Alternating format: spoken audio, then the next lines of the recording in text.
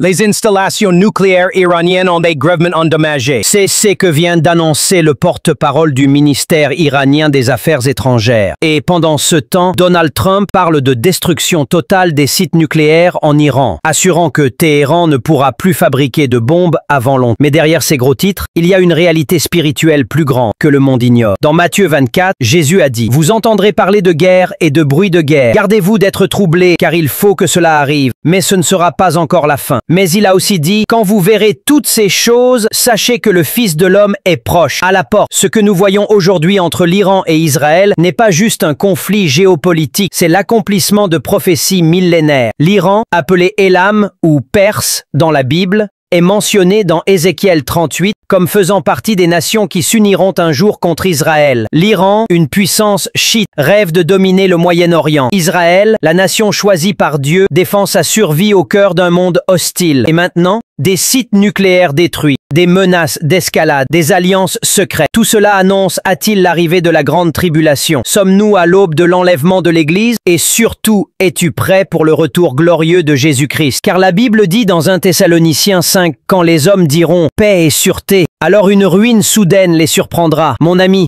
ce n'est pas le moment d'avoir peur. Ce n'est pas le moment d'être endormi, c'est le moment de se repentir, c'est le moment de se préparer. Le monde veut la paix, mais sans le prince de paix. Et c'est pour cela que la guerre vient. Jésus revient bientôt, et ce que tu choisis aujourd'hui déterminera ton éternité. Les tensions entre l'Iran et Israël ne sont que le début. Dans Zacharie 12, il est écrit « Voici, je ferai de Jérusalem une coupe d'étourdissement pour tous les peuples d'alentour. Toutes les nations de la terre s'assemblent contre elle. » Et aujourd'hui, ça commence. L'Iran veut rayer Israël de la carte. Israël frappe avant que la bombe atomique n'explose. Le monde regarde, mais le ciel agit. Jésus avait averti comme il en fut au jour de Noé, ainsi en sera-t-il au jour du Fils de l'homme. Les gens mangent, boivent, se marient, défilent, dansent sur TikTok, pendant que le ciel se prépare à sonner la trompette finale. Les bombes nucléaires ne sont pas notre seul problème. La rébellion contre Dieu sont bien plus dangereux. Et c'est ce qui attire le jugement de Dieu sur les nations. Mais voici la bonne nouvelle. Jésus est encore à la porte. Il frappe. Apocalypse 3:20. Voici, je me tiens à la porte et je frappe. Si quelqu'un entend ma voix et ouvre la porte, j'entrerai chez lui. Frère, sœur, ne reste pas froid face à ces événements. Prépare-toi, donne ta vie à Jésus, prie avec foi. Seigneur Jésus, je reconnais que tu es le seul sauveur. Pardonne mes péchés, lave-moi